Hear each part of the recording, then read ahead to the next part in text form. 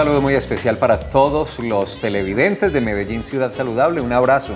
Bienvenidos al programa. Se abre el consultorio de Telemedellín y la Secretaría de Salud entre las 11 y las 12 del mediodía. Si usted desea participar en este lunes, es muy fácil. La línea directa, lo más fácil es marcar una de nuestras líneas telefónicas. ¿Cuáles son? 441-2100 y la nacional 018 414099. Gracias por acompañarnos, doctora Fanny Isabel.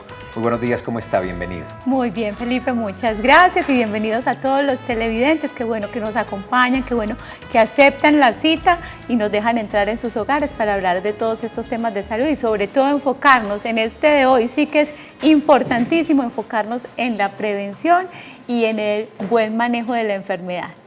Vamos a hablar del asma en los niños, asma pediátrica. Sin duda este tema tiene una gran cantidad de preguntas y comentarios por parte de ustedes, por eso será fundamental la participación en este lunes en Medellín Ciudad Saludable, porque recuerden que siempre son ustedes los que nos ayudan a desarrollar el programa. Por supuesto, nosotros lo preparamos, nos encargamos de traer un especialista para que profundice en los conceptos, para que responda las consultas que ustedes tienen, pero el programa sale perfectamente bien cuando la participación de ustedes es muy activa. Y yo no dudo que eso sucederá hoy, doctora Fanny, porque este tema convoca porque si uno revisa las estadísticas, por ejemplo, nacionales del asma, pues se da cuenta que dice el Ministerio de Salud y la Protección Social que más del 10% de la población colombiana tiene asma, una condición que especialmente afecta a los niños, y en ese porcentaje que les hablé, casi el 30% son menores entre primer año y 4 años, o sea, los niños muy pequeñitos.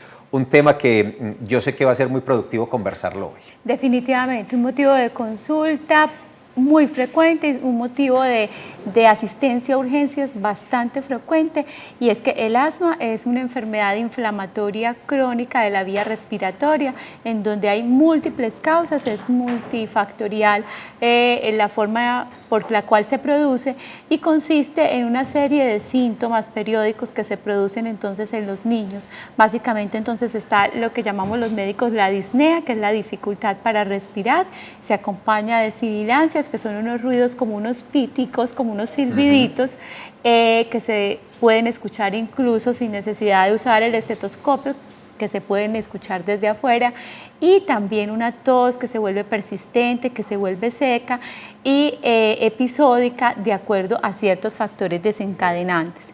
El punto es que aunque es una enfermedad pues, que no tiene cura, se puede controlar muchísimo y los asmáticos pueden tener una calidad de vida completamente parecida a la de una persona normal que no sufra de ninguna enfermedad respiratoria, pero ahí está la base del tema y de este programa, que hay que saberlo manejar, que hay que saber identificar aquellos factores desencadenantes, porque muchos de ellos son niños, pues en su mayoría, que son alérgicos y que son alérgicos a diferentes cosas, y ahí está el punto en que hay que saber identificar que los vuelve alérgicos y que les desencadena las crisis. Por ejemplo, el polvo, los ácaros que están en el polvo, el pelo de las mascotas, el humo del cigarrillo, los contaminantes en el ambiente, algunos irritantes químicos, y eso a veces confunde mucho a los padres y por eso se hace también más difícil el manejo. Muchas veces hasta la misma actividad física desencadena en los niños estos episodios de asma. Entonces hablaba la doctora Fanny Isabel de unos factores que son ambientales, pero también hay una coincidencia, una sensibilidad genética, digamos, que producto de los estudios está como en una tercera parte de los menores o de las personas que tienen el asma. Constituye un reto para la salud pública, no solo en Colombia, donde la prevalencia, por las cifras que les decía, es alta. La Organización Mundial de la Salud también ve una prevalencia internacional muy importante que se acerca al 0,5% de la población mundial. Estamos diciendo, o indican claramente las cifras de la Organización Mundial de la Salud, que más o menos poco más de 300 millones de personas en el mundo padecen hoy asma, y son muy diversas esas causas. Entonces reiteremos en ese elemento que es importante, hay un factor genético, pero por supuesto unos elementos ambientales que van de individuo a individuo y que varían en los grupos poblacionales. Totalmente. Si hay algún pariente en primer grado que sufre de asma, hay una alta probabilidad de que entonces el niño vaya a sufrir asma, se dice de un 40 hasta un 50%. Ahora aclaramos mejor eso con la especialista invitada que sabe muchísimo del tema. Pero tú lo dices muy bien, los factores desencadenantes es lo que hay que saber controlar, y el otro punto importantísimo es la adherencia al tratamiento, es saber entender la enfermedad y saber usar todos los medicamentos, porque desafortunadamente hay muchos mitos frente al tratamiento del asma, hay mucho desconocimiento y las consultas se hacen de forma muy rápida cuando el niño tiene la crisis en urgencias, pero esa continuidad que es tan importante, saber que este medicamento es para la crisis, saber que el otro es el que debo continuar manejando porque es el que previene y controla, eso muchas veces está confuso en los padres, en los cuidadores y es lo que hace que se maneje muchas veces la crisis y no la enfermedad en toda su integralidad. Por lo que usted está diciendo es que es tan común el comentario del tratamiento para el asma no sirve. Exacto. Y es que está mal hecho porque realmente sí sirve. Y yo creo que hoy, aprovechando la presencia de nuestra invitada, nos vamos a detener un poquito en ese asunto. Antes de ver el informe que preparamos, hay un acento que no quiero dejar pasar por alto y que se me olvidaba cuando hablaba que es un reto de la salud pública no solo en Colombia y en el mundo, y es que los costos de la enfermedad, doctora Fanny Isabel, son impresionantes en la productividad, en la desescolarización, los malos manejos. Es mucho más barato y conveniente tratarlo incluso con medicamentos que son no post y mantenerlo regulado y hacer el tratamiento adecuado, que dejarlo así, porque es que las salas de urgencias, los consultorios se congestionan con esta consulta que tal vez es una de las más frecuentes en los menores de edad, en los niños, y eso le genera al sistema médico, no solo el de Colombia sino del mundo, altísimos costos. Por eso es un reto. Tienes toda la razón y ese es entonces uno de nuestros objetivos, poder aclarar esas dudas. Entonces sabemos que seguramente en muchos de sus hogares hay alguna persona que sufre de asma, algún niño, y también en el diagnóstico se generan muchas dudas. Entonces son esos niños que van de consulta en consulta, con múltiples radiografías, con múltiples exámenes, porque a veces los padres no entienden en realidad qué es el asma, se confunden, se asustan y no se hacen unos tratamientos adecuados y no se sigue pues la continuidad de la que hablábamos ahora. Aquí estamos para escucharlos, para que nos hagan tranquilamente todas esas preguntas. Tenemos la fortuna de tener una neumóloga, una pediatra, especialista en neumología y con toda la experiencia del mundo, que quiere y que viene especialmente hoy a enseñarnos eso, a educarnos sobre esta enfermedad y a que aprendamos que con detalles simples, mínimos sobre identificar qué está desencadenando en el niño la crisis, saber utilizar un inhalador, saber cuándo utilizar un medicamento, se puede controlar y puede tener mejor calidad de vida el niño. Sé que ya tienen muchas preguntas, entonces de una vez empiecen a marcar las líneas 441-2100, 018 41 40 99. El informe para saludar a nuestra invitada.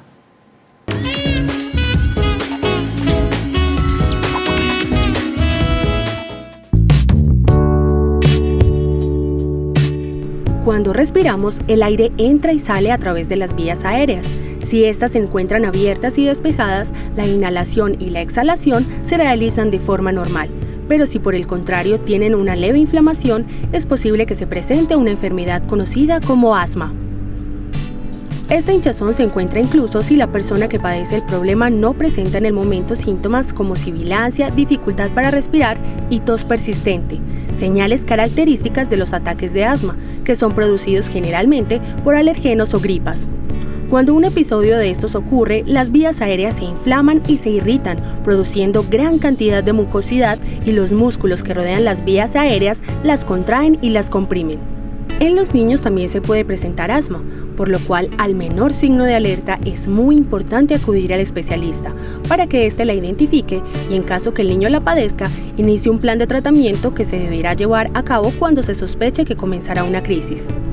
También se deben identificar los factores que pueden producir alergia y ser muy constantes y responsables con el tratamiento indicado.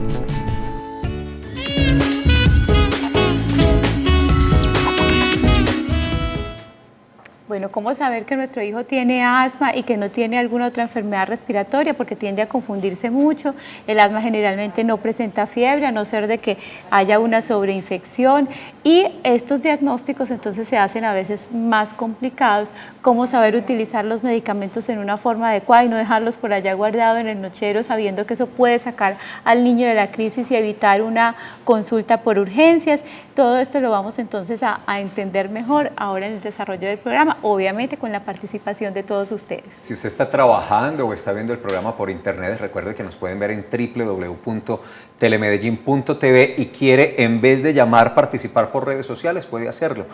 @saludmedellín en Twitter, Salud Medellín en Facebook y Medellín Saludable @telemedellin.tv, ese último el correo electrónico. La doctora Valencia está con nosotros. Doctora Sí, Fanny señor. Isabel, vamos a saludarla de una vez. Es la doctora María de la Luz Valencia. Mucho Un gusto. gusto. ¿Cómo Buenos están? días, ¿Cómo ¿cómo les le va? va? Doctora, bienvenida. Gracias por Bien. acompañarnos. No, y Ella gracias es a médica, médica pediatra de la Universidad de Antioquia. Su especialización en neumología pediátrica la hizo con la Universidad de México y actualmente está vinculada con la clínica Las Vegas. Gracias por acompañarnos. Muchas gracias. No, muchas gracias a ustedes porque la verdad que una de las cosas que me gusta de estas invitaciones es poder llegar a la gente. Yo pienso que en una enfermedad de estas, como ya lo han dicho ustedes, que es un porcentaje altísimo.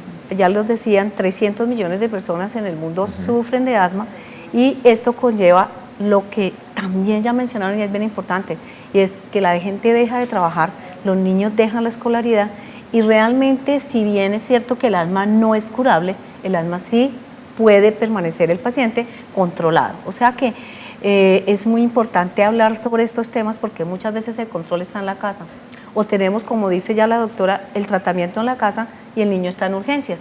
Y muchas veces es por desinformación o por los temores que la gente maneja frente al asma. Y ustedes van a tocar todos esos temas ahora y me parece bien importante. Doctora Valencia, usted reiteró la prevalencia en el mundo de acuerdo con las estadísticas de la Organización Mundial de la Salud, pero a mí me sorprendieron mucho más las de Colombia. Estamos hablando de más del 10%, es decir, tranquilamente 4.7, casi 5 millones de colombianos, y eso tiene un costo muy alto para el sistema. Esa prevalencia en Colombia, producto de lo que ustedes han averiguado o investigado, ¿se da por factores ambientales o por esa transmisión genética?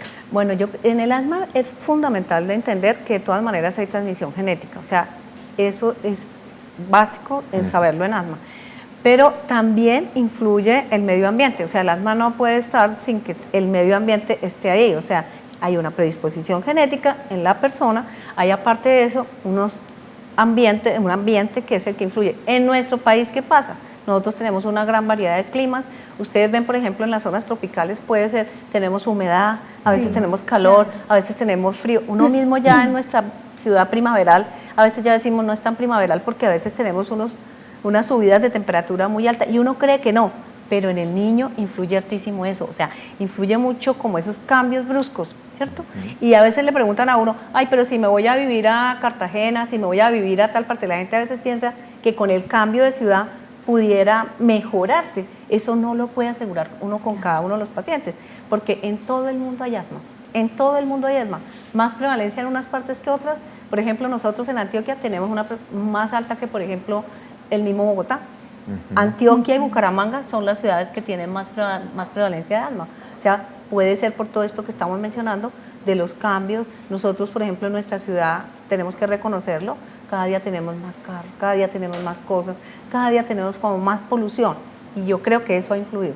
Pero por otro lado, también el comportamiento respecto a los niños. Claro. ¿A cuál de ustedes lo llevaron a la guardería desde el año 6 meses de edad? ¿Cierto? Sí. Eso pareciera que no es tan importante y a mí me parece que sí. Cuando un niño se expone más rápido a los agentes que pueden desencadenar la crisis, eso va a llevar a que empiece más temprano. Entonces, algunos de nosotros fuimos hasta los 5 años en la casa, entonces el medio ambiente no era ir hasta allá, los virus que son los más frecuentes para desencadenar la crisis en los niños. Ya han cumplido un año, el muchachito ya está estudiando universidad, como le digo yo a la mamá, o doctorado ya, entonces ya está haciendo es muy difícil, ya está haciendo maestría y todo. Tanto es así que cuando uno le dice a la mamá, mire, déjemelo en la casa, pero ¿cómo así? Si él tiene que ir a la guardería y tiene 1 año y medio, y uno dice, no, no tiene que ir. Entonces, todas esas cosas han variado y han hecho que sea más prevalente. Muy bien, doctora, yo hice una muy pequeña explicación de lo que es el asma en realidad. Qué bueno pues escucharla a usted con toda su experiencia, cómo definir el asma, esa enfermedad crónica que finalmente pues no se va a curar, ¿en qué consiste? Sí, o sea, si uno entrara a una definición como la que nos gusta a los médicos, entonces uno definiría como una enfermedad, como ya tú lo dijiste, doctora, inflamatoria crónica de los bronquios, ahí está el problema, y así se comporta, que puede revertir o no revertir con medicamentos. Entonces muchas veces eso también demora el diagnóstico. El muchachito que hace crisis leve, 8 o 10 días y solo se controla, y eso pasa. En asma tú puedes revertir la crisis con medicamentos o sin medicamentos. Pero esa es la definición realmente grande e importante. La inflamación de los bronquios que se da secundaria a todos esos agentes externos, que son los alergenos, como serían los virus, el polvo, la humedad, los cambios de clima, que si llovió, que si tengo en mi casa. Hay una cosa que no quiero que se me olvide y es esos miles de peluches que compran las mamás. Ajá. Tú sabes que todos los días le regalan un peluche al niño. ¿Y qué pasa con esos peluches? Que ahí se depositan los ácaros, ahí se deposita el polvo. Entonces uno a veces pregunta, yo pregunto en la consulta, ¿cuántos? Y todo el mundo se queda callado. Cuando la mamá dice 10, yo le digo tiene 20 y se ríe. O sea que los peluches, la que le gustan son a la mamá, claro. No al muchachito. El muchachito tiene 6 meses, ya tiene 50 peluches. Calculen el polvo y los ácaros que ese niño respira. Entonces realmente el desconocimiento de saber que hay unos agentes externos que te desencadenan o menos o más la crisis. Pero para definirle una enfermedad recurrente, sí, que la doctora Fanny lo mencionó, que es muy importante para los padres, es recurrente y episódica. ¿Qué quiere decir eso? Que yo puedo tener el niño con crisis cada 20 días o cada 6 meses y es asmático. O puedo tenerlo cada semana y eso es importantísimo. ¿Okay? Perfecto. Bueno. Muy bien, doctora. Tenemos ya llamada desde Envigado. Don Antonio Ballestas. Buenos días. ¿Cómo le va, don Antonio? Señorita, buenos días. Aquí le habla la esposa. Ah, ¿cómo está? Muy bien, gracias. Aquí escuchando un programa en Teleantioquia que hablan sobre el asma en los niños. Pues que nosotros tenemos una nietecita de 4 años que sufre y que de asma leve, dice el pediatra. Entonces se le ponen inhaladores, pero siempre vive con mucha tos. ¿Y el tratamiento que tiene en este momento es solo inhaladores? Sí, señora. ¿Solo está con tratamiento con inhaladores? Ella usa inhaladorcito por la nariz y una pastillita que se llama Montelucas. Listo. ¿Alguna pregunta, doctora, para...? Sí, yo quisiera preguntarle, cuando empieza la niña a toser, ¿qué hacen? ¿Qué recursos usan para mejorarlo? Se le inhala. ¿Cada cuánto? Cada 4 horas. ¿Y lo hace solamente...? Y otro que le manda el pediatra, pero no recuerdo en este momento el nombre. Bueno, realmente el tratamiento es poner los inhaladores, o sea, poner uno que llamamos el de rescate, que es poner el salbutamol, pero también hay que poner el antiinflamatorio, que creo que lo mencionó, que debe ser o de clometasona o alguno de los antiinflamatorios. ¿Qué puede estar pasando? Voy a decirle 2 cosas o 3 que van a revisar. La una, que casi siempre es, no colocamos bien la inhalocámara. Parece mentiras, pero el 99% de la gente que usa inhaladores, si uno le dice, hágalo en presencia mía, les juro que el 99% lo hacen mal. Y recuerden que la medicación que va por esos inhaladores son cantidades mínimas. Realmente es muy poquito lo que va. Si lo perdemos en la postura, pues no hacemos nada. Entonces tenemos una buena solución para el asma, pero no bien utilizada. Entonces, primera cosa, revisen la técnica. La técnica tiene que ser con una buena inhalocámara que coja nariz y boca a esa edad, que realmente los padres sostengan bien esa inhalocámara y que en vez de contar, que en eso yo soy muy enfática, casi todo el mundo les enseña a contar números. 1, 2, 3, 4, 5. Por Dios, voy a hacer aquí, ojalá lo oiga mucha gente de las que están manejando niños. Cuando nosotros estamos aquí, todos los que están en el programa y ustedes en su casa, lo que estamos haciendo para estar vivos, ¿qué es lo que estamos haciendo? Respirando, todos me dicen lo mismo, ¿cierto? Y con solo respirar espontáneamente, ¿verdad que sí? Llega todo el oxígeno a esos bronquios y tubitos que mostraron ahora en su película tan bonita, que muestran los tubitos de los bronquios, que esos son los que se enferman cuando hay asma. Entonces, cuando nosotros vamos a poner el inhalocámara, yo les pido a los padres que no cuenten números por números, sino que cuenten las respiraciones, que eso no es difícil. Mire, si ustedes cuentan las respiraciones, la pueden ver en el abdomen del bebé. Cada vez que el bebé respira va a subir. Y si está llorando. Y si está llorando, cuenta lloradas. Exacto. ¿Ya? Entonces, cuenten respiraciones o lloradas. Si colocan la inhalocámara y empieza a llorar, que eso pasa mucho en el menor de 2 o 3 años, no quiten la inhalocámara. Déjelo la tendencia es que llore con la inhalocámara, pero entonces van a contar 6 lloradas mínimo. Con 6 lloradas mínimo, la droga se fue. Pero ojo, sin dejar escapar. Si dejan la inhalocámara, mire, yo he encontrado, parece mentiras, pero yo le podría contar a la doctora que muchas veces yo hago un taller siempre en la consulta que es cómo lo estás poniendo, porque nadie a la consulta de neumología va sin inhaladores. Pero yo digo, ¿por qué no se mejora? Cuando hago el taller, a mí me ha tocado cómo lo pone y he encontrado esto, el paciente allá, el papá acá, la inhalocámara aquí, ¡psh! No me lo creen, pero así me le han dicho que lo, claro, que lo por eso el colocan. comentario que el tratamiento no funciona. El tratamiento ¿qué va a no funcionar funciona, así? no sirve, y la falla grande, técnica. Entonces, fíjense bien en la técnica, por cada disparo, 6 respiraciones O 6 lloradas. Sí. Y se hace, esa es otra cosa bien importante de la comunidad, o se hace o se hace. Ahora los padres hacen lo que los niños dicen. Entonces tiene un niño de 2 años, ay, él no se deja, ay, yo no se lo hago porque es que él no se deja, yo no quiero que llore. No, hay veces que nos toca que los niños lloren para uno poderle hacer las cosas. Y lo otro, si los niños no ven que los padres tienen como te dijera, las ganas de colocarlo y autoridad, entonces el muchachito simplemente corre, juega y la mamá va por detrás, 1, 2, 3, 4, 5, 6, 8, 9, no. Entonces en eso hay una falla más de los padres y de quienes colocan los inhaladores. La segunda, que no cumplan horario en la noche. Hay quienes dicen, ¿se lo coloco en la noche? No, yo siempre le digo a la mamá, el asma no se va a dormir. ¿Quién les dijo? El asma no dice eso mañana. El asma sigue ahí. Ahí está. Y por eso repunta en la madrugada. El bronquio lo que hace es esto. Esto es lo que hace el bronquio. El bronquio se lo pasa así. Y yo estoy peleando para abrirlo, ¿cierto? Si yo peleo para abrirlo con la medicación y la pongo mal, pues él me gana la pelea. Si en la noche no hacemos nada, ténganlo por seguro que no va a mejorar. Y no que va la a mejorar. madrugada tenemos crisis corriendo por urgencias. Sí, eso es fijo. Muchachito asmático siempre va a toser a las 3 de la mañana. Eso no falla. Relojito, falla. eso es un Doctora relojito. Valencia, hay algo que decía la esposa del señor Ballestas, que ella decía que el diagnóstico era asma leve. ¿Hay estadios, hay etapas Sí, del claro, asma? es una pregunta importante. O sea, hay asma leve, moderada, severa, de difícil manejo. Pero ¿cómo se llama el asma? El grado que tenga, usted tiene que controlar el niño. O sea, hay que controlarlo El con apellido medicamentos, no importa. No importa, hay que controlarlo. Ahora, hay esquemas para controlarlo. Obviamente, cuando la crisis se coge muy severa, pues toca hacer un esquema diferente con los inhaladores que cuando es leve. Entonces, leve se puede referir al grado de asma que tiene, pero también se puede referir a la crisis. Claro. O sea, si la crisis es leve o no. De todas maneras, siempre hay que tratarla, porque hay una tendencia a decir, no se preocupe, eso es asma leve, eso cuando Eso le tenga pasa. 8 años le pasa. No, pero 8 años yendo a las urgencias, No. nebulizando, consultando, eso no es vida ni para el niño ni para la familia. Para la O familia. sea, que siempre se debe tratar. Excelente, doctora. Don Germán Cortés, nos disculpa que lo tenemos ahí esperando hace un momentico, nos está llamando desde Los Colores. Buenos días, don Germán. Muy buenos días, muchas gracias, muy amable. Primera vez que veo su programa y veo que no solamente este es importante, sino todos los de ustedes.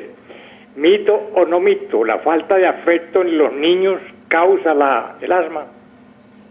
Muy bien, don Germán. Gracias, don Germán. Muchas gracias, qué buena pregunta, doctora, porque Interesante, entiende ¿no? bastante Sí. interesante. No, interesante la pregunta porque, ¿qué podríamos decir acerca de esto? Obviamente cuando un niño tiene asma, ¿cierto? Son muchísimos los factores que lo pueden ocasionar. Son ambientales, son que de todas maneras los afectos, sí podemos emocional, o sea, sí hay problemas emocionales en el asma. No lo podríamos colocar como el desencadenante directo, pero sí podemos decir que hay asma porque los padres, por ejemplo, tienen problemas. Entonces, obviamente, por ejemplo, hijos de padres separados. Si usted quiere ver hijos de padres separados, los va a ver hospitalizados cada rato. ¿Qué está tratando de ese niño con padres separados de traer? Que se junten. El muchachito se enferma, papá y mamá llegan. Aparecen. O sea que sí hay factores emocionales. Diríamos que eso sí tiene que ver. No es lo mismo un niño que tiene su papá y su mamá siempre que está enfermo, que un niño que le toque pasar una crisis solo o que pues eso lo va a empeorar posiblemente. Pero también vamos a decir la otra contraparte. ¿Qué tal aquellos sobreprotegidos que la mamá siempre quiere que tenga algo, ¿no? O sea, estornuda. No, y ya tal cosa. Entonces, hay extremos y lo que hay que tener es un equilibrio entre lo que es el afecto, las emociones, pero efectivamente sí puede ocasionar crisis, la separación de unos padres, el abandono de los niños por parte de sus padres, el cambio del colegio, o sea, todas esas cosas muchas veces hay que averiguar porque cuando entra al colegio empiezan las crisis. Y puede tener que ver con que no tiene buenas relaciones con los compañeros, no tiene buenas relaciones con los profesores, o sea, en asma hay que mirar como todo ese conjunto bien. Factores estresantes. Vamos a hacer la pausa institucional.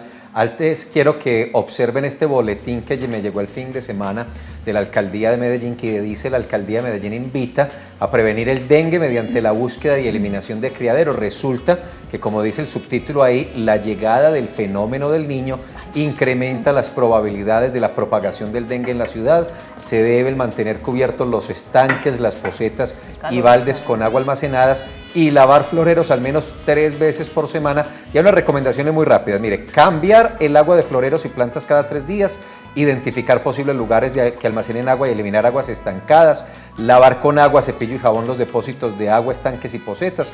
En caso de presentar síntomas como dolor de cabeza, malestar general, fiebre y vómito, acudir de inmediato a un médico y evitar automedicarse. Llegada del fenómeno del niño, doctora Fanny Isabel, asunto que nos incrementa el riesgo del dengue en la ciudad, seguramente tema que trabajaremos aquí en Medellín Ciudad Saludable. La pausa y volvemos en segundos.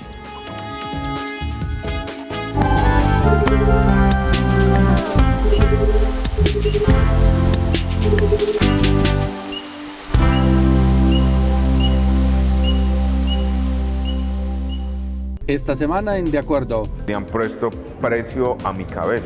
Concejal Guerra Hoyos denuncia amenaza contra su vida por debate de control contra mafia de estafa inmobiliaria. Además, en Medellín se podrá alfabetizar con programas de prevención y atención del bienestar animal. Un avance significativo. Que la fiebre del Mundial de Fútbol no le impida ver que el gobierno nacional quiere vender las acciones de Isagen. Algunos concejales proponen movilizarse en su defensa. De Acuerdo, miércoles 8:30 de la noche por Telemedellín y su nueva sede en un gran parque ambiental para la ciudad.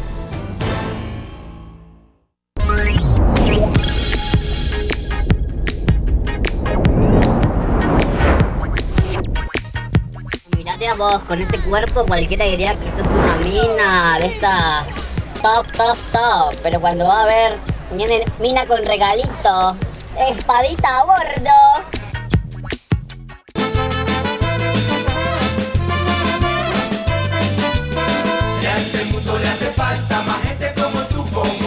Y este martes, Gente Como Tú estrena locación. Estaremos desde el oriente de la ciudad. Vamos a estar en la Comuna 9, allí en Buenos Aires. Vamos a disfrutar de los sonidos, de las músicas, de las actividades de convivencia y sobre todo de los liderazgos que tiene esta zona de Medellín. Así que los invitamos a partir de las 2 de la tarde para que gocemos y disfrutemos Gente Como Tú. Nos vemos el próximo martes porque en Telemedellín, aquí te ves.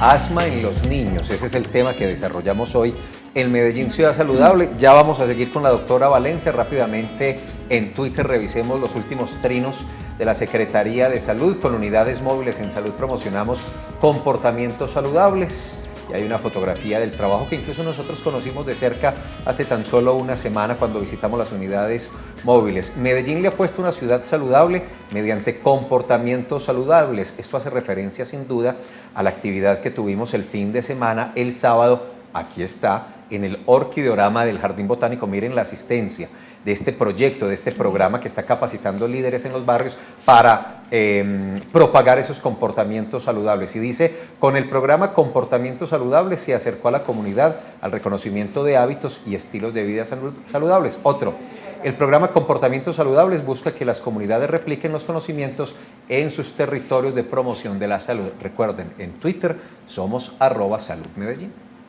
Sí, señor. Y ahora, doctora, hablemos entonces un poquito más de los síntomas del asma, cómo aprender a identificar que un niño está más para ese lado asmático y alérgico. Bueno, doctora, yo pienso que es bien importante lo que estás tocando de tema, porque todo el mundo cuando habla de asma siempre se está imaginando a una persona asfixiada que ya tiene que irse por urgencias, morada, que ya está, cianótica. y entonces dicen que ojalá esté hundiendo acá, hundiendo en todas partes, y que esté casi ya. Eso puede ser una crisis de asma, pero una crisis de asma supremamente severa. Entonces lo que tenemos que aprender es a reconocer los síntomas antes de. Entonces, cuando el paciente empieza a hacer crisis de asma, uno de los signos principales no es la sibilancia, que es la que casi siempre en medicina y todo el mundo, cuando esté pitando, pero ¿sabe qué pasa cuando esté pitando? Que ya el bronquio está cerrado. Está cerrado el todo.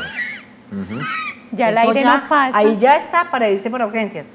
¿Cuándo empieza la crisis? La crisis empieza con una tos, que puede ser la tos más boba que ustedes se pueden imaginar. Y yo la sé remedar. O sea, el paciente que esté... y luego ya al rato... A esa tos que yo estoy haciendo, nadie le para bola. Casi siempre la mamá ve por ahí que está jugando y sigue tranquila. 3, 8 días así.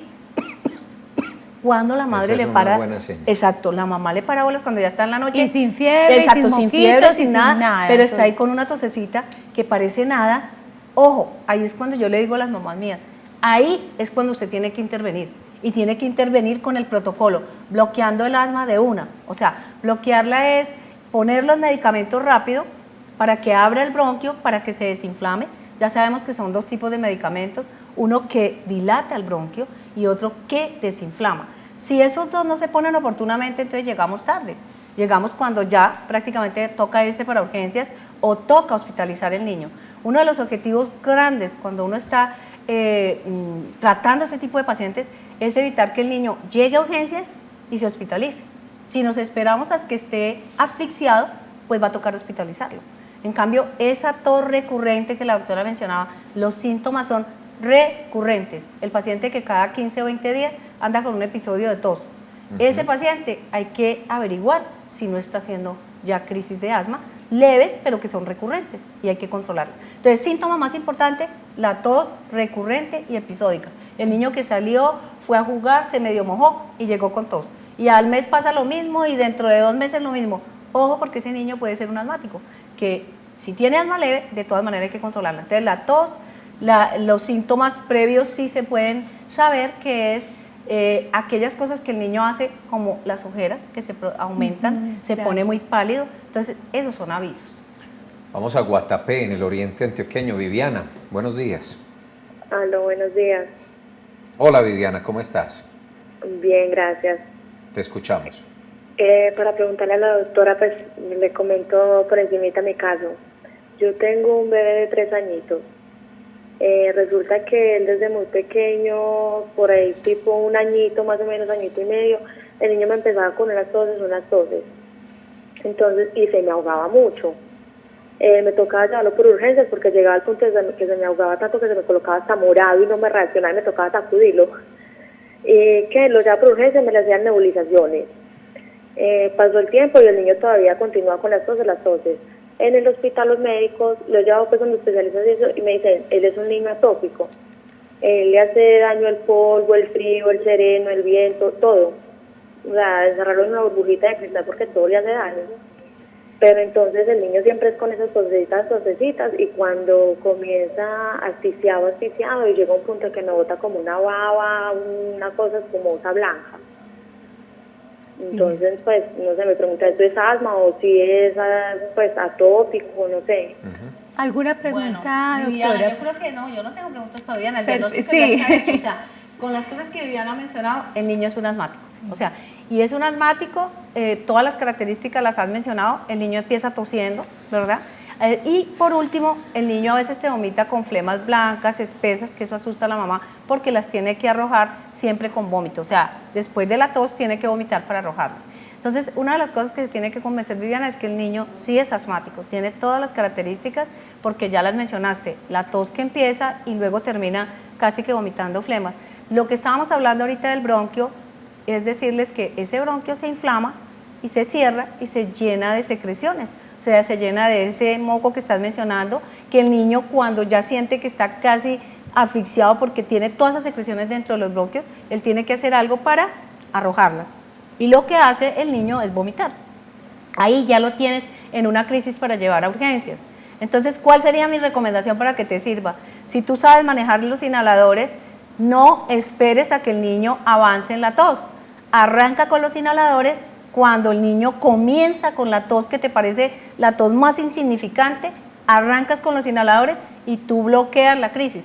No te tienes que esperar a que tenga ya la crisis tan severa. Esa sería mi recomendación, pero eso sí es asma y va a ser recurrente y tú tienes que aprender a manejarla. Y aprender a manejarla es llegar a tiempo cuando se empieza la tos. Y es que a veces, doctora, cuando los niños están pequeños, hay como cierto temor de arriesgarse también del médico a decir, no, esto es un asma, entonces sí, empezamos con unas palabras como pasa mucho es atópico, es alérgico, claro. Y mientras tanto se va demorando el tratamiento efectivo. Perfecto, eso es verdad. En cuanto a la atopia se refiere, es cuando ellos dicen eso, es tratando de decir algunas características. Por ejemplo, eso que yo les decía, las ojeras. Todo el que yo vea con unas ojeras grandes acá, yo digo, ese es un atópico. ¿Por qué? Porque las ojeras son el edema, la inflamación que produce debajo del párpado el ser uno alérgico. Entonces, es lo primero que se manifiesta. Como ya dijimos, inflamación. Y recordar que el asma es parte de esas alergias que conocemos, pero se acompaña de otras. ¿Cuál? Estornudar, rascarse la nariz, le pican los ojos a las personas, le pican los oídos, ¿cierto? Le carraspea, ustedes recuerdan la gente que trata como de rascarse, eso es porque es un alérgico. Claro. O la misma piel, las personas que tienen una piel demasiado seca y siempre se están rascando. Entonces, esas características que están alrededor del asma, que son lo que se llama atopia. Y por eso el médico le dice, yo lo veo con características atópicas, las otras cosas que le está viendo. Pero asociado a esa tos, súmele que eso se llama asma. ¿Ustedes, doctora Valencia, logran individualizar en el proceso diagnóstico lo que desencadena en cada paciente el episodio de asma? Bueno, no diríamos que uno, pero sí se tienen ya este identificados. ¿Este es por el polvo, este es por la humedad, este es por el... Eso prácticamente, hay son dos escuelas. La escuela de alergología dice, hace unas pruebas para decir, bueno, ¿a qué es alérgico el niño? Son los pinchacitos que le... La escuela de neumología dice... pueda que no sea tan necesario porque nosotros sabemos perfectamente que los niños son alérgicos a los ácaros que están en el polvo, en las cosas, en los juguetes, en todas partes. Sabemos que son alérgicos a cambios climáticos muchas veces, que son alérgicos no solamente que desencadenan crisis, también con las virosis. O sea, que el hecho de que tenga fiebre y empiece a toser, pero ya sabemos que es un asmático, está haciendo una crisis de asma también que la desencadenó la virosis. Entonces, con las mamás lo que yo enseño es, mire, ya después de que establecimos de que es un asmático, a usted no le importa. Si empieza a toser, usted actúa, empieza sus inhaladores. De una, porque usted ya sabe que para allá va. Es como yo les digo, ¿usted para qué espera que llegue a donde tiene que llegar? No, cójalo acá. ¿Para qué lo va a esperar? Porque están enseñadas a pensar en el silbido. Claro. No se pueden poner a pensar en eso, porque cuando ya el silbido lo oímos, el paciente ya está para hospitalizar. María Eugenia Acevedo nos está llamando desde el Poblado. Bienvenida, María Eugenia. Muy buenos días. ¿Qué más? ¿Cómo te ha ido? Pues bien, gracias, doctora. Yo le quiero consultar, es que yo hace muchos años, pues yo sufro de asma y yo me inhalo. Y entonces a ver qué, porque sí, tengo 51 años y yo toda la vida he sufrido de asma y no puedo chupar ni polvo, ni siquiera mojarme, pues, que esté lloviendo, porque ahí sí me coge peor. Pero ya tienes identificado como lo que te desencadena las crisis y te funciona el inhalador. El inhalador, no me funciona. Yo me inhalo, pero no. Y tengo que dormir casi sentada, con 3 o 4 almohadas. Muy porque bien, no aguanto la asfixia, pues que me coge así. Te coge la crisis. Muy bien, María Eugenia, pues no es el paciente pediátrico, doctora. No es el paciente pediátrico, pero sí le podemos ayudar. Asma es asma. Ahí tienes que revisar varias cosas. Una, que muchas veces se cree que la inhalocámara es solamente para los niños. Y la inhalocámara en este momento es casi para todo el mundo. Y yo sé que de pronto sabe que es una inhalocámara. Y con la inhalocámara puede llegar más cantidad de droga que cuando la hacen sin ella. Entonces a mí se me hace que una de las cosas que tienes que tener en cuenta es que uses inhalocámara y probar a ver si los inhaladores te llegan mejor con inhalocámara. Segundo, que tienes que ponerle un horario, porque muchas veces ustedes usan los inhaladores cuando ya la tos está encima y bastante. Entonces, la gente se acuerda de los inhaladores cuando ya está tosa en la crisis. No, desde que empieza la mínima tos, organizar un horario. Esa sería mi recomendación, y ir al neumólogo de adultos. Claro. Perfecto. Ya que tocamos el tema de los inhaladores, una de las razones por las cuales no se usa es también por aquel miedo, este mito a que crean adicción, nunca los va a dejar de usar. Entonces, entre más esperemos y más dilatemos el asunto con los inhaladores, se piensa que entonces va a ser mejor. Eso es verdad. Muchos de los padres tienen los inhaladores en la casa. ¿Qué es lo que le pasa? Que cuando ellos tienen esos temores, demoran la iniciación del tratamiento, porque todo el mundo empieza, espérate un poquito, no, mira, si no hay necesidad no se los pongamos, es que eso puede pasar de pronto con este jarabito, pongámosle otra cosita, y mientras tanto ya se perdió tiempo y el paciente ya llega en crisis. Entonces hay que quitar esos temores. ¿Cómo? La concentración de la medicación es completamente distinta a la de tomar un jarabe o de tomar una pastilla. Imagínense que si yo le hago cálculo a un niño de 10 kilos, de que le tenga que poner antiinflamatorio, le tiene que poner 1 miligramo por kilo. Serían 10 miligramos, para que la gente entienda, 10 miligramos. Eso hay que multiplicarlo por 1000 para obtener micras. Serían 10.000 microgramos diarios, que es cuando les dan el jarabe de esteroides que tú conoces. Sí. Entonces, eso da 10.000 y la mamá se lo da sin ningún temor, 10.000 microgramos diarios. Y es un bulto de medicamento. Porque cuando ponemos el inhalador, 2 disparos, cada 4 horas, ¿saben cuánto es? 600 microgramos. Entonces comparen 600 microgramos con 10.000 microgramos. Y la mamá tiene miedo de esos 600 microgramos. Entonces es muy importante que entiendan que la mejor forma de poner la medicación en asma es con inhaladores. Tiene menos concentración y es más rápida. Llega en 5 minutos a los bronquios y además de eso, la dosis comparen. Es pero tremenda la diferencia. Entonces mi llamado sería, no le tengan miedo a los inhaladores, que hay que usarlos. ¿Adicción? No. ¿Adicción qué es? Adicción es cuando usamos drogas sí, cierto, del sistema nervioso central, por ejemplo, Valium o cualquier cosa de estas que va a ser dependencia. Esto simplemente es un medicamento que dilata el bronquio y el otro desinflama el bronquio. Entonces, cuando los usa la gente es porque los necesita. Entonces, yo no le voy a decir a una mamá, no lleve los inhaladores para Cartagena con los niños, llévelos, porque si empieza a tener tos allá, usted soluciona el problema. Entonces, más que pensar en adicción, son medicamentos que ayudan a prevenir crisis. Con ese tema de los inhaladores hay una creencia, doctora Valencia, y es, no, si son genéricos eso no sirve, hay que buscarlos de marca. ¿Sirven los genéricos? ¿Son mejores los de marca? En el tema de inhaladores, bueno, ¿cómo es el asunto? Ahí la pregunta se le hiciste a alguien que todo el tiempo estaba peleando con esa situación, y es, yo soy de la que pienso que llevo 20 años utilizando los medicamentos genéricos para asma, y hablo en mi especialidad para que de pronto no me caigan los médicos encima a mí de otros, pero por lo menos en mi especialidad he utilizado los genéricos. Entonces es muy importante que la gente entienda que el manejo del asma no tiene que ver con marcas, sino con técnica de la inhalación. O sea, el genérico funciona perfectamente. Funciona, el salbutamol genérico funciona. Yo siempre le digo a la gente, usted tiene que buscar es dónde los compra. No los va a comprar allá en el agáchete, pues, porque de pronto usted le van a dar algo que no es. Pero si usted compra en una farmacia de cadena, normal, que tiene todas las cosas para vender, ¿por qué va a pensar que el inhalador de tanto le va a hacer mejor? No, el inhalador que les entrega inclusive la EPS funciona, obvio que funciona. Entonces, hay que saber es utilizarlo. Yo no sé la técnica es muy importante. Muy importante. Yo aquí no tengo la inhalocámara, pero yo sí quiero en las mamás dejar este concepto de los niños. Cuando ustedes tienen el inhalador, nunca lo utilicen así, sean niños de 6, 7, 8, 9 años, nunca lo utilicen directo, nunca lo utilicen así, porque no lo van a saber hacer bien. Por eso se inventaron la inhalocámara. Entonces recuerden que la inhalocámara es algo parecido a esto, que no trajimos una inhalocámara que falla, pero nos sirve el vasito desechable como para que pensemos en eso. Recuerden que la inhalocámara es un poquito más larga, ¿cierto? Que tiene la forma de la nariz y todo acá, pero realmente lo que uno hace es introducir el inhalador, y yo me voy a permitir ponerme detrás de la doctora y decirle a las mamás qué deben hacer y no deben hacer. Debes agitarse. Vamos a decirles 3 cosas que deben hacer. Entonces, presten atención a esto, que es muy importante. La doctora es la paciente, entonces la mamá tiende a hacer esto. Miren lo que tiende a hacer la mamá. viene en esta forma y coloca de aquí para allá.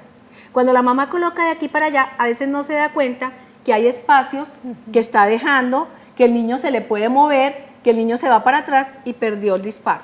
Entonces yo le enseño a las mamás que siempre, en cualquier niño, de cualquier edad, voltee, coja la cara y haga el sello ella con la mano, sobre el mentón y sobre la nariz, cosa que el sello quede perfecto. Si ese sello queda perfecto, dispara, mira el abdomen y ahí cuenta las respiraciones. 6 respiraciones o 6 lloradas. O 6 lloradas. Eso es importante. Cuando el niño es grande, muy fácil como lo estamos haciendo con la doctora. Cuando el niño es chiquito, yo me lo voy a sentar acá, mirando al frente del niño, le voy a pasar los brazos por encima. Recuerde que los bebés de 2 años y eso meten la mano. Manotean, entonces yo tengo los 2 manitos y cojo la cara y disparo, ¿cierto? O sea, siempre va a hacer esto. No se les olvide. Perfecto. Y recordar que una inhalocámara no es muy costosa y sirve, yo creo que toda la vida prácticamente. Si la cuida, claro que sí. Esa bolsita de suero que organizamos los médicos en urgencias. Nos tocó funcionar, pero ahorita ya no se justifica, porque hay inhalocámaras de buena calidad y no tan costosas. Perfecto. Bueno, esta pregunta está bien interesante. ¿Cómo cree usted que se puede tratar el asma en los niños? Esto fue lo que le preguntamos a los ciudadanos en la calle. En Medellín, vamos a ver las respuestas para comentarles con la doctora Valencia.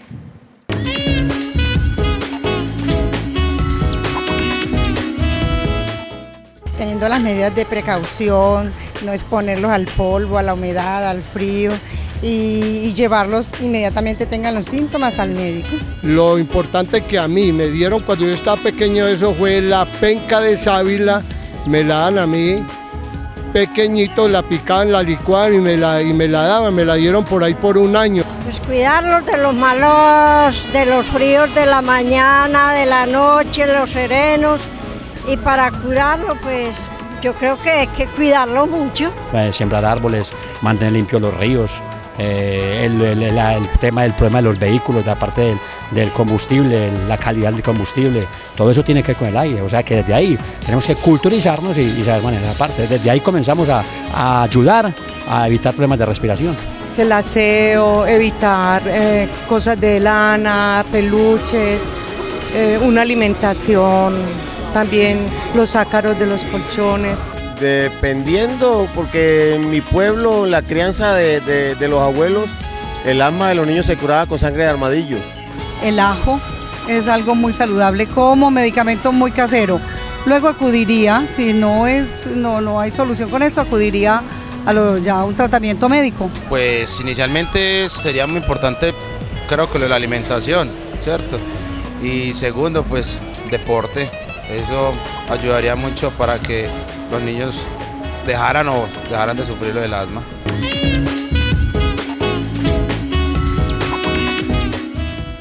Bien interesantes las respuestas de los ciudadanos y por supuesto tendremos que analizarlas, pero primero nos vamos a Manizales porque Alicia Ospina nos está llamando desde la capital, desde Manizales. Hola Alicia, bienvenida.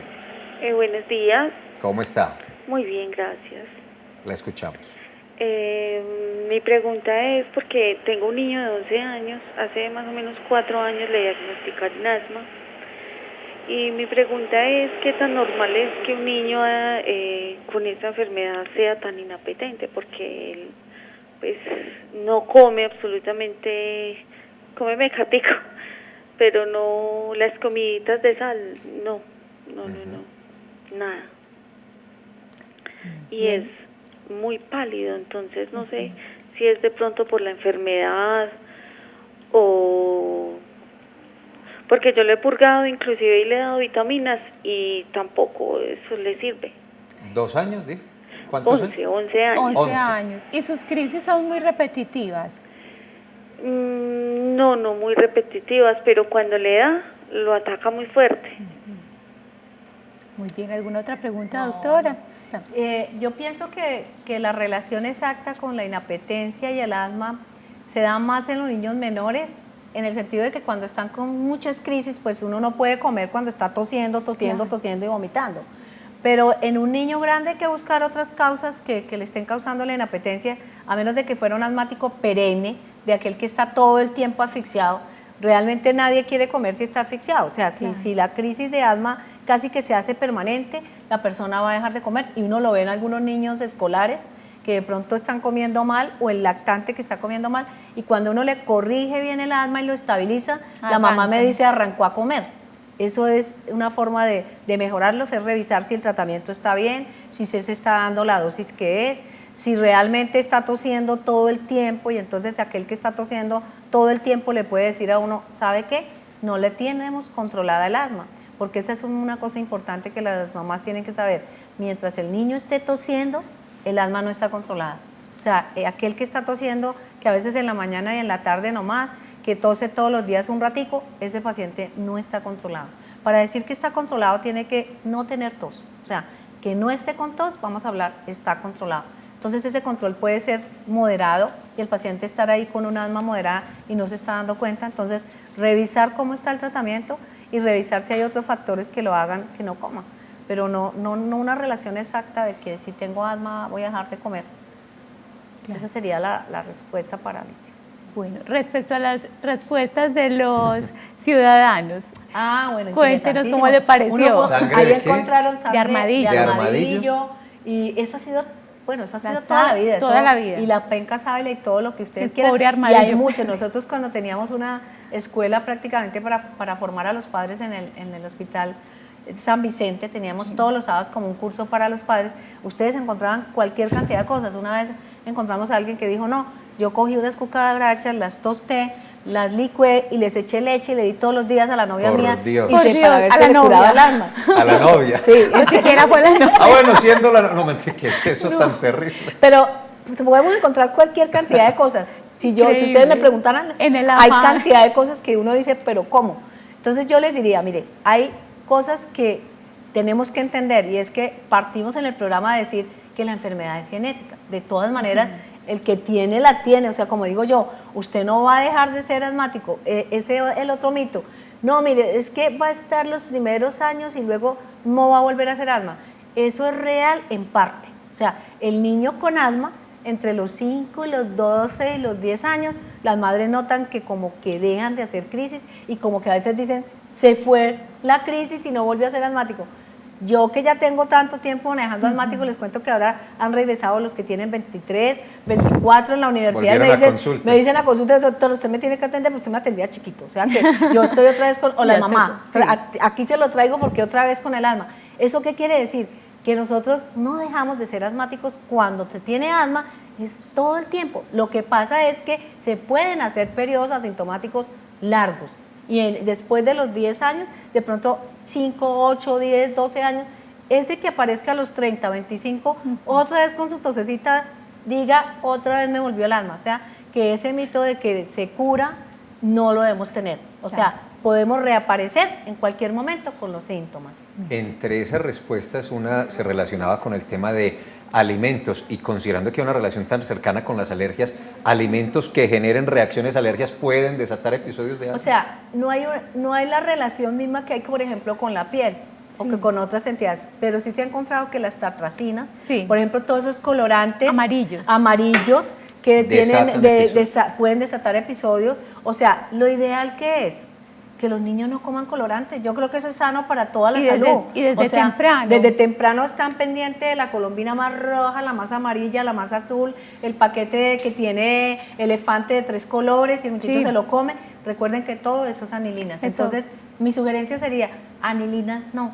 Alimentación complementaria, estrictamente con alimentos naturales. Claro. Lo hablábamos la semana pasada con una pediatra, decía, todo que preservante que tenga, y sobre todo colores en bebecitos, no. Perfecto.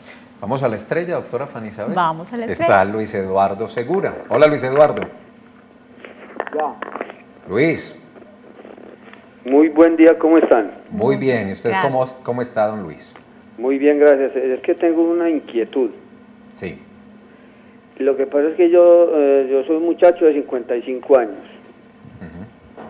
Y entonces yo barro, eso es un rollo porque mismo se me alborota, mejor dicho, barro y me pongo como para ahogarme. Trapeo, lo mismo. Entonces, y por la noche me silba el pecho. en medio del silencio de la noche, inclusive pues mi esposa oye cuando el pecho me silba. Entonces la pregunta es esa, ¿qué procedimiento a seguir con esa cuestión? Porque en la EPS pues lastimosamente esa es la salud que tenemos, no han parado como mucha atención. Luis Eduardo, ¿hace cuánto tiempo empezaste con estos síntomas? Pues ya hace por ahí unos 4 meses que estoy con una tosecita así como maluquita, poquita, y fuera de eso acompañada de la asfixia en la mañana, y si me pongo a barrer lo mismo. Claro, siempre que barre levanta polvo. Sí. Claro. ¿Y de niño fuiste de pronto muy alérgico? ¿La mamá te cuenta que tenías problemas respiratorios? Que yo me acuerde que haya tenido asfixia de pequeño, no. Muy bien, Luis Eduardo, gracias pues por llamarnos y participar. Sí, de todas maneras, el asma aparece a cualquier edad. O sea, el primer episodio de asma no es lo que la gente cree, que a veces le dicen a uno, ay, pero él nunca había hecho eso. Eso puede aparecer a cualquier edad. El 3% de los asmáticos aparecen a los 75 años, el 3%. O sea que a cualquier edad puede aparecer el asma. El 60% lo hacen por debajo de los 5 años. Pero ese resto puede ser a cualquier edad, o sea que no tiene nada de raro que el señor tenga asma y que esté empezando a aparecer asma por los síntomas que nos menciona, lo relaciona con el ambiente, lo relaciona con tos, le pita el pecho, yo creo que ya mencionamos varios de esos síntomas, o sea que prácticamente él ha identificado como que yo como que tengo asma, y eso le pasa a la gente cuando uno da información, empieza a pensar en los síntomas y decir, yo puedo tener asma.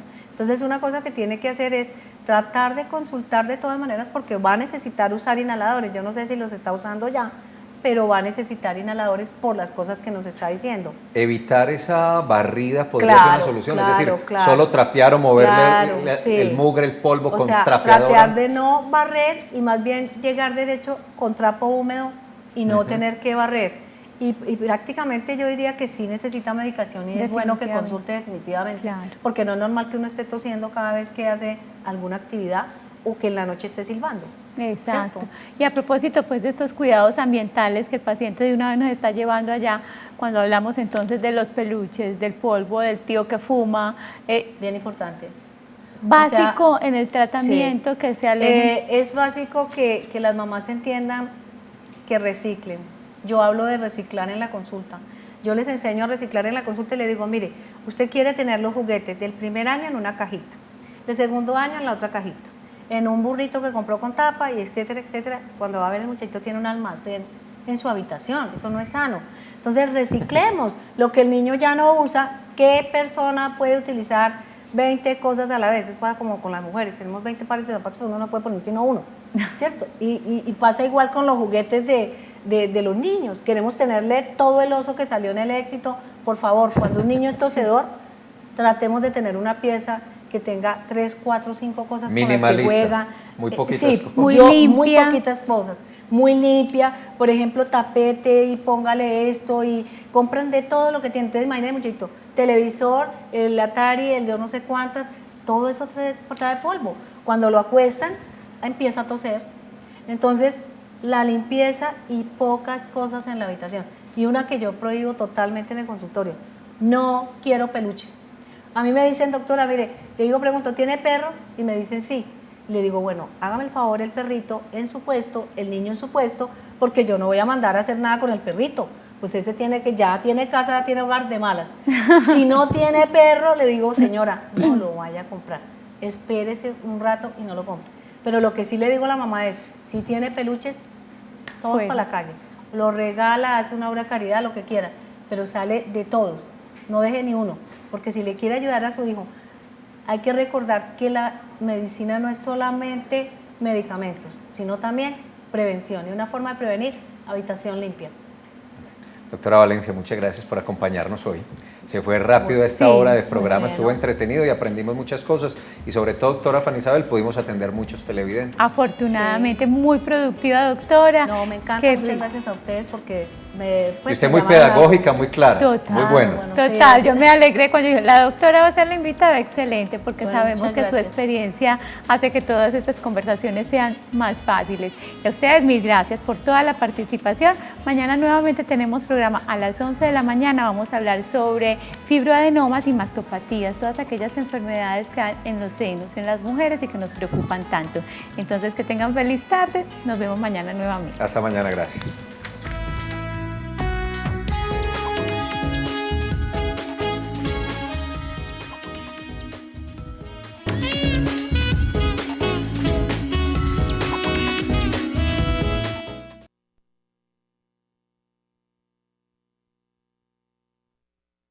Como una especie de monasterio.